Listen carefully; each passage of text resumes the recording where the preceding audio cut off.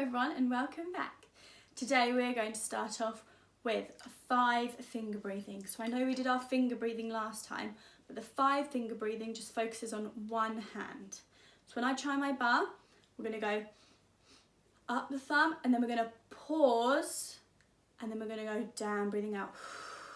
Okay, so copying me, or eyes closed looking towards the floor. Off we go.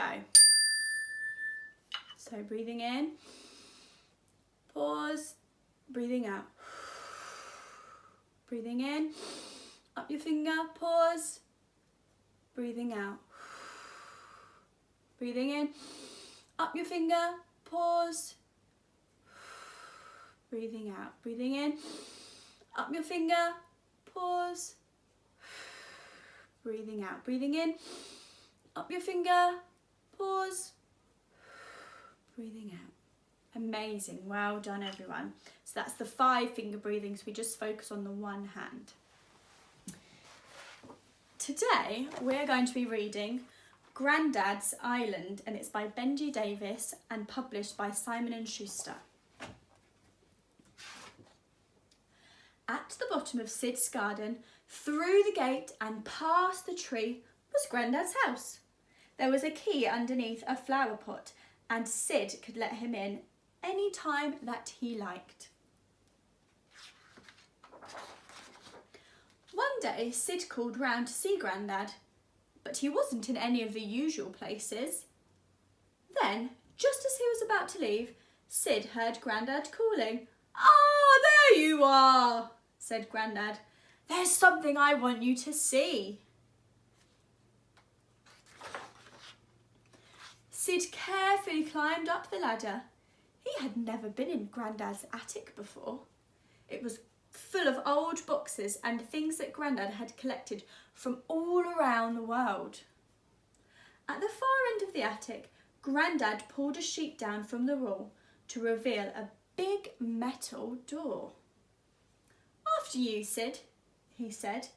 Sid turned the handle, clank, and gave the heavy door a push. Gone, big push. Sid found himself standing on the deck of a very tall ship. There was an ocean of rooftops all around. Grandad pulled a handle. Boop! Went the horn, and the ship lurched forwards. "Steady as she goes," Grandad boomed. Grandad was very good at steering the ship and kept them on a smooth course across the rolling waves. Mile after mile all they saw was sea and sky, sky and sea, until at last something appeared on the horizon. "Land ahoy!" shouted Sid. They dropped the ship's anchor and made their way to the shore. "Grandad, don't you want your stick?" Sid asked.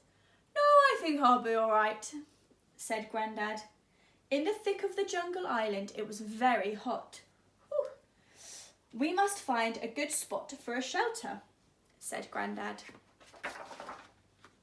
At the top of the island, where a cool breeze blew through the trees, they found an old shack.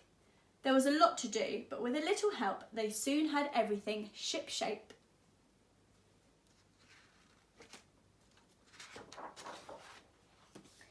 They explored the island high and low. At every turn, they saw new wonders.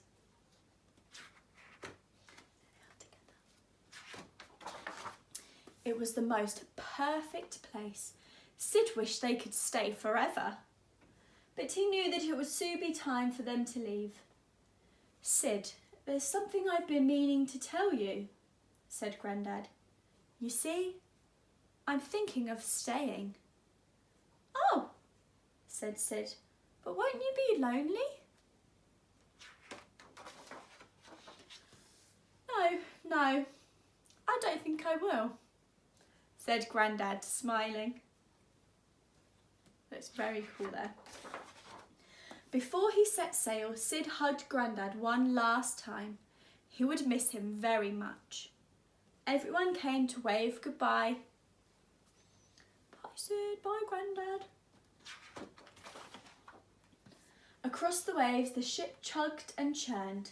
The journey seemed much longer without Grandad, but Sid steered the ship safely home. The next morning, Sid went back round to Grandad's house.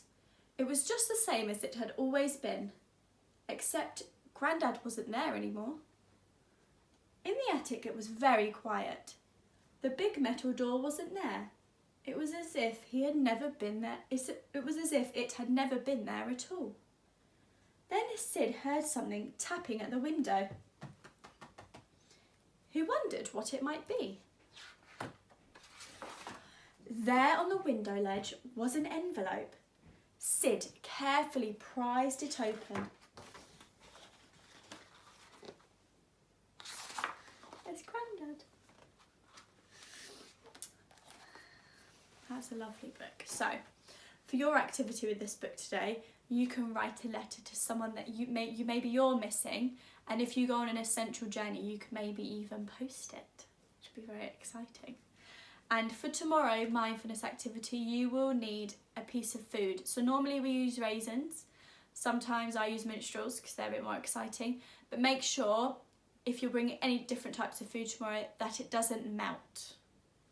Thank you for watching. I'll be back tomorrow.